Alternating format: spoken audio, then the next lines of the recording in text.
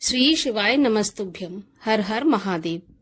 प्रिय श्रोताओं, आज के इस वीडियो में हम आपको सुनाएंगे सोमवार के व्रत की कथा। सोमवार के दिन सोमवार के व्रत की कथा सुनने से, सोमवार का व्रत रखने से सभी प्रकार की मनोकामनाएं पूर्ण होती हैं। अगर किसी वजह से व्रत नहीं भी रख सकते तो भी कथा तो अवश्य सुननी चाहिए। कथा सुनने मात्र से ही जीवन के कष्टों का निवारण होता है और भगवान शिव की कृपा प्राप्त होती है। तो आइए सुनते हैं सोमवार के व्रत की कथा। परंतु उससे पहले आपसे एक अनुरोध है कि अगर अभी तक आपने हमारे चैनल को सब्सक्राइब नहीं किया है, पहली बार चैनल पर आए हैं, तो चैनल को सब्सक्राइब करके बेल आइकन पर क्लिक कर लीजिए। और अगर आज की कथा आपको अच्छी लगे तो लाइक अवश्य करिए, क्योंकि आपके लाइक से हमें ये पता चलता है कि आपको हमारा वीडियो पसंद आया। तो चलिए अब हम शुरू करते हैं आज सोमवार के व्रत की कथा। एक बहुत ही धनवान साहूकार था। उसको धन आदि किसी प्रकार की कोई कमी नहीं थी, परंतु पुत्र न होने के कारण वह अत्यंत दुखी रहता था। वह रात दिन इसी चिंता में रहता था और इसलिए वह पुत्र की कामना के लिए प्रत्येक सोमवार को शिवजी का व्रत और पूजन किया करता था। सायंकाल वह शिवजी के मंदिर में जाकर दीपक जलाया करता था। उसके इस भक्ति भाव को देखकर एक समय पार्वती जी ने शिवजी महाराज से कहा कि हे महाराज, ये साहूकार आपका अनन्य भक्त है और सदैव आपका व्रत और पूजन बड़ी ही श्रद्धा से करता है, अतः इसकी मनोकामना आपको पूर्ण करनी चाहिए। तब शिवजी ने कहा, पार्वती, ये संसार कर्म क्षेत्र है। जैसे किसान खेत में बीज बोता है वैसा ही फल काटता है, उसी प्रकार संसार में जो जैसा कर्म करते हैं वैसा ही फल भोगते हैं। पार्वती जी ने अत्यंत आग्रह से कहा कि प्रभु, जब ये आपका ऐसा भक्त है और यदि इसको किसी प्रकार का कोई दुख है तो आपको अवश्य दूर करना चाहिए, क्योंकि आप तो सदैव अपने भक्तों पर दयालु रहते हैं, उनके दुखों को दूर करते हैं। यदि आप ऐसा नहीं करेंगे तो मनुष्य क्यों आपकी सेवा, व्रत, पूजन आदि करेंगे। पार्वती जी का ऐसा आग्रह देखकर शिवजी महाराज प्रसन्न होकर कहने लगे, हे पार्वती, इसको कोई पुत्र नहीं है। इसी पुत्र की चिंता में ये अति दुखी रहता है। इसके भाग्य में पुत्र ना होने पर भी मैं इसको पुत्र की प्राप्ति का वरदान देता हूँ, परंतु ये पुत्र केवल 12 वर्ष तक ही जीवित रहेगा। इसके पश्चात वह मृत्यु को प्राप्त हो जाएगा। इससे अधिक मैं इसके लिए और कुछ नहीं कर सकता। ये सब बात साहूकार सुन रहा था। इससे उसको ना तो कुछ प्रसन्नता हुई और ना कुछ दुख हुआ। वह पहले जैसे शिवजी का पूजन और सोमवार का व्रत किया करता था उसी तरह करता रहा। कुछ काल व्यतीत हो जाने पर साहूकार की स्त्री गर्भवती हुई और 10वें महीने उसके गर्भ से अति सुंदर पुत्र की प्राप्ति हुई। साहूकार के घर में बहुत खुशियां मनाई गई, परंतु साहूकार ने उसको केवल 12 वर्ष की आयु जानकर कोई अधिक प्रसन्नता प्रकट नहीं की और न किसी को यह भेद बताया। जब वह 11 वर्ष का हो गया तो उस बालक की माता ने उसके पिता से उसके विवाह आदि के लिए कहा, परंतु वह साहूकार कहने लगा कि मैं अभी इसका विवाह नहीं करूंगा, इसको काशी जी पढ़ने के लिए भेजूंगा। फिर उस साहूकार ने अपने साले अर्थात बालक के मामा को बुलाकर उसको बहुत सा धन देकर कहा, तुम इस बालक को काशी पढ़ने के लिए ले जाओ और रास्ते में जिस जगह भी जाओ वहां पर यज्ञ करते, दान देते और ब्राह्मणों को भोजन कराते जाना। इस प्रकार वह दोनों मामा और भांजे सब जगह यज्ञ करते और ब्राह्मणों को भोजन कराते जा रहे थे। रास्ते में उनको एक शहर पड़ा। उस शहर के राजा की कन्या का विवाह था और दूसरे राजा का लड़का जो कि विवाह के लिए बारात लेकर आया था वह एक आंख से काना था। लड़के के पिता को इस बात की बड़ी चिंता थी कि कहीं वर को देखकर कन्या के माता पिता विवाह में किसी प्रकार की अड़चन पैदा न कर दें। इस प्रकार जब उसने अति सुंदर सेठ के लड़के को देखा तो मन में विचार किया कि क्यों ना दरवाजे के समय इस लड़के से दूल्हे का काम चला लिया जाए। ऐसा विचार कर राजा ने उस लड़के और उसके मामा से भी कहा तो वे राजी हो गए और साहूकार के लड़के को स्नान आदि कराकर दूल्हे के कपड़े पहना और घोड़ी पर चढ़ाकर दरवाजे तक ले गए और बड़ी शांति से सभी कार्य पूर्ण हो गए। अब वर के पिता ने सोचा कि यदि विवाह कार्य भी इसी लड़के से करा दिया जाए तो इसमें बुराई क्या है।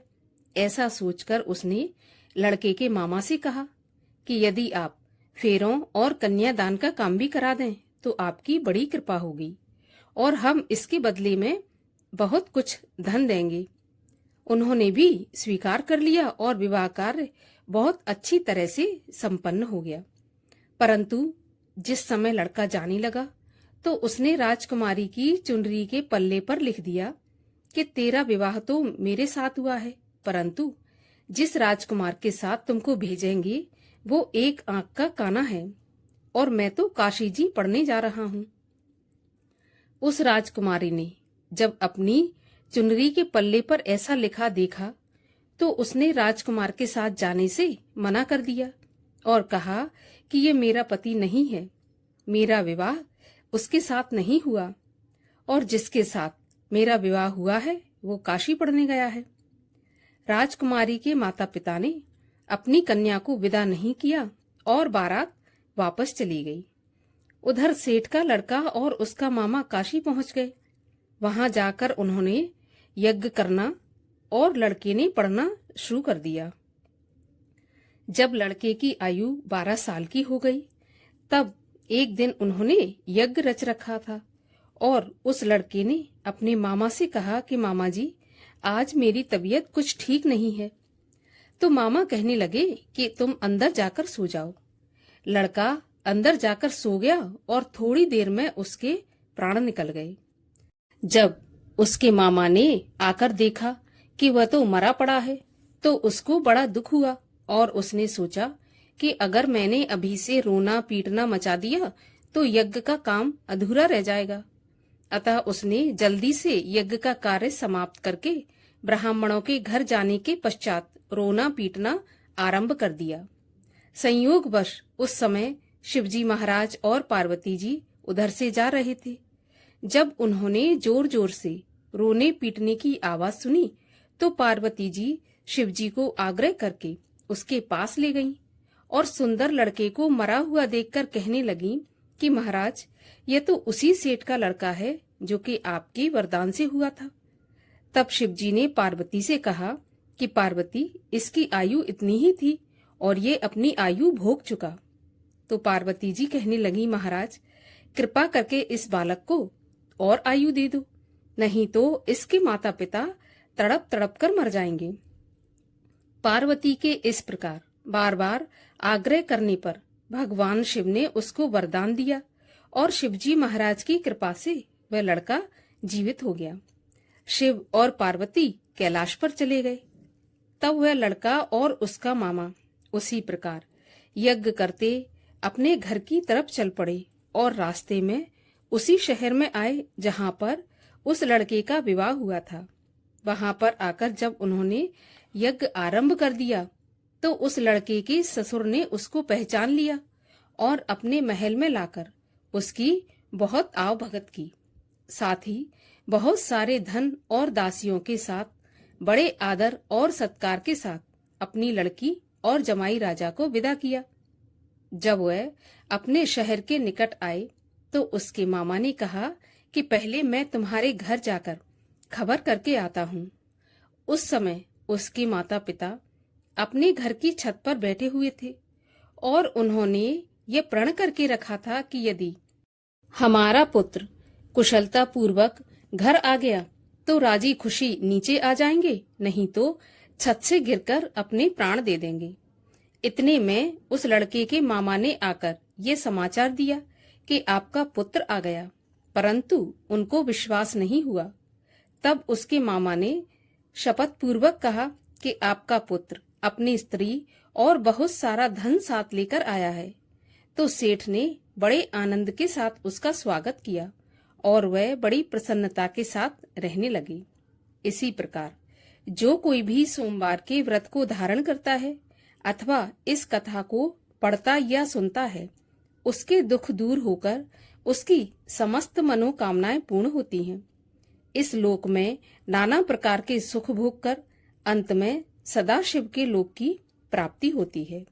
बोलिए माता पार्वती की जय, भगवान शिव शंकर की जय। और आइए अब करते हैं भगवान शिव की आरती। ओम जय शिव ओमकारा स्वामी हर शिव ओमकारा ब्रह्मा विष्णु सदा शिव अर्धांगी धारा। ओम जय शिव ओमकारा एकानन चतुरानन पंचानन राजे हंसानन गरुणासन वृषवाहन साजे। ओम जय शिव ओमकारा दो भुज चार चतुर्भुज 10 भुज ते सोहे तीनों रूप निरखता त्रिभुवन जन मोहे। ओम जय शिव ओमकारा अक्षमाला वनमाला मुंडमाला धारी चंदन मृग मद सोहे भोले शशिधारी। ओम जय शिव ओमकारा श्वेतांबर पीतांबर बाघंबर अंगे सनकादिक ब्रह्मादिक भूतादिक संगे।